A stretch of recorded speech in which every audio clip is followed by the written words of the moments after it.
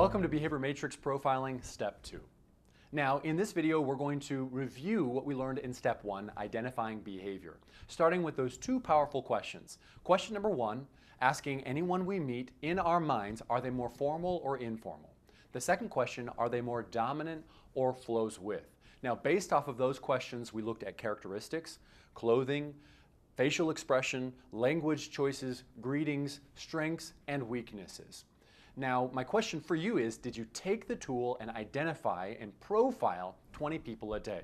What did you learn in that process? Did you pay attention to some of the small details, the minutiae, as you paid attention to the subtleties in how they carried themselves and how they moved through life? What did you learn, and what will you learn as you move forward? I encourage you to really review this step, to really understand how to identify behavior.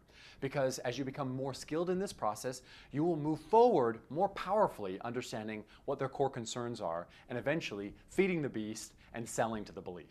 Now, very often as leaders and salespeople, we don't realize that everyone has different buying motives, different drivers. And the biggest mistake we make is we assume that everyone thinks and operates just like we do.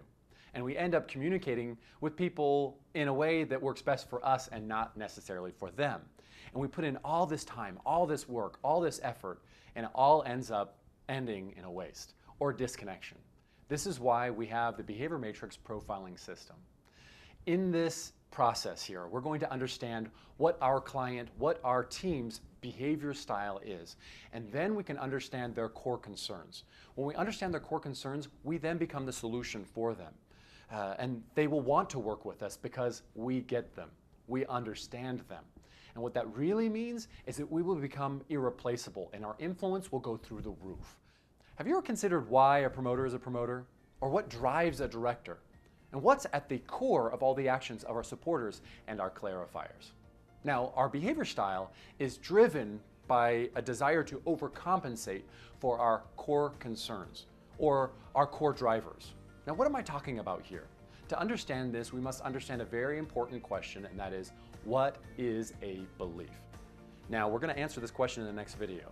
And just to consider this, I'm not talking about political beliefs, I'm not talking about religious beliefs. So what are we really talking about? How can we define the term core concerns? This is going to be really important as we move through this process of behavior matrix profiling. And we're going to address that in the next video. See you there.